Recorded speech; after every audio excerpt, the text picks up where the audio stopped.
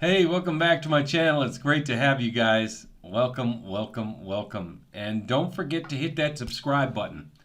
We're going to go ahead and start with number 4 of our new series. This series is the mindset of high achievers. And I think it's very important because when you pay attention to what these guys are saying, it's so important to think about how you can use these ideas in your own life, how you can achieve greatness with what they're saying, because they've experienced it. They have the know-how. They know what they're doing. They know what they're talking about.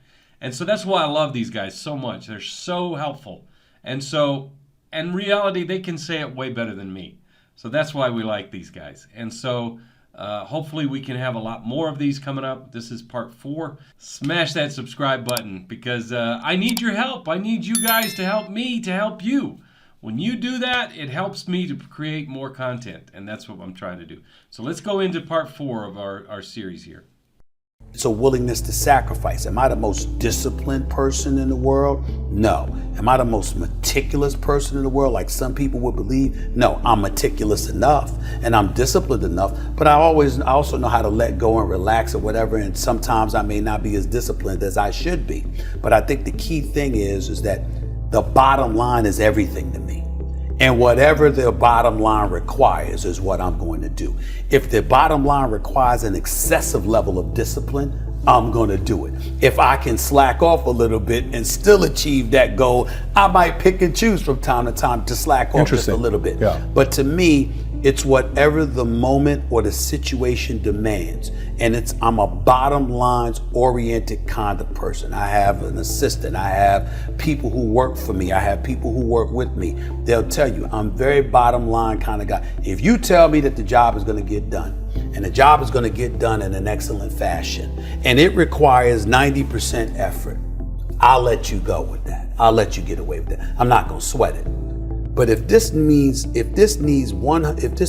100% and you give me 99, I might want to fire you. Because I'm about getting the job done. Sure. It's about the results. And I think that, unfortunately, when we look at our generation today, not enough people preach about that. Why do you think that is? Because I think that we live in a society where people have become masters at pointing the finger at other people about reasons why things don't get done. I think there's too much explanation that goes on. What you taught me to do is to engineer risk into my life. Correct. So now every time I'm faced with a decision, or sometimes even when I'm not faced with a decision, I just think, how can I engineer more risk in this situation? Whereas before, I would try my hardest to engineer less risk in the situation, which meant growth was slow. And I played it safe, and at the end of the day, it didn't matter anyways. What, so a couple people thought I failed? Yeah, so you played, instead of playing to win, you played not to lose. And one of the, not new concept, we talked about it when you were there a few years ago. When you start a business from zero, your first 50,000 in revenue is geometric. Your next 500,000. Explain that to people. So when you start a business, any business, those first 50,000 in revenue is geometric. Because it comes from zero, nothing. Right, it goes from 0 to 50, you're just obviously okay, and then from 0 to 500 is geometric. Okay, Microsoft started that way, Facebook started that way, Google. But then what people start doing is they start playing, instead of to win, they play not to lose, and they start not doing the same things that got them the first geometric growth. But the other more important thing, in my judgment, and it's really proven really beneficial to the kids in the last year or two, is that first million in revenue, because we buy revenue. It's easier to buy revenue than create it.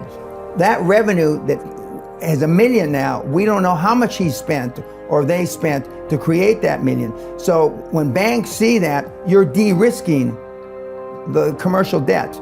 You're de-risking because you're having cash flow, free cash flow that covers debt service based on somebody else. It may have taken them 25 years to get $1 million in revenue. And you're buying it in a week, a month. It's always great to let the other person talk. Let them talk. Let them just keep talking. Throw out a word that gets him a little bit and he'll talk more. And as he's talking, you can kind of figure out his mentality, his personality, what you can get out of him, what you can't get out of him. And it helped me a lot in negotiating deals later on. And sometimes you may be the smartest person in the room and you don't want anybody to know that. You just want to keep quiet like you don't know anything and let them think they're smarter than you. And there's other times when you're not the smartest person in the room, but you want people to think you are. So you have to learn how to have that skill. I learned when I sat back and reflected on the mistakes that I had made in my career at the time. I learned that no boss wants to talk to anybody that doesn't have solutions. But there's a flip side. That is very true. There's a flip side. Yeah. I've never met a boss that doesn't want to talk to someone with solutions. See the difference? Now, if you don't want to talk to somebody with problems and you don't want to talk to somebody with solutions, then to me, you're the problem, because you're not trying to solve. You want to go with status quo. You're perfectly fine with flowing along, just Safe, to get along, secure. safe, secure, whatever. But when you're trying to win, you're constantly looking to get better. Oh my goodness, that's the end of part 4 of the series. I hate to see it end, but man, are those guys amazing.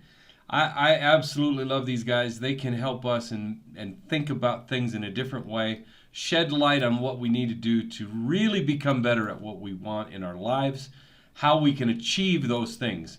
And you know, those guys are high achievers. And to have that mindset, it's going to help us to just get better at everything we do in our lives. So appreciate you guys being here. Appreciate you guys taking the time out to be with us as we delve into these really great motivational speakers. They're awesome. We're going to have more of this in the future. If you like it, let me know. We're looking forward to talking to you guys. Don't forget to subscribe. Smash that subscribe button. I need your help. So you help me, and I'm going to help you. Thank you so much. And don't forget to check the links below. We always are sponsoring. We always talk about claresway.com. That's a great company. I love working for them. They're fantastic. I really, really like them a lot. They are going to help you every step of the way to get that 6-figure income. If you're looking to break into the IT industry, if you've never thought about it before, check out the website. They can answer all your questions. They will help you. All right, guys. Have a great day. Ciao, ciao.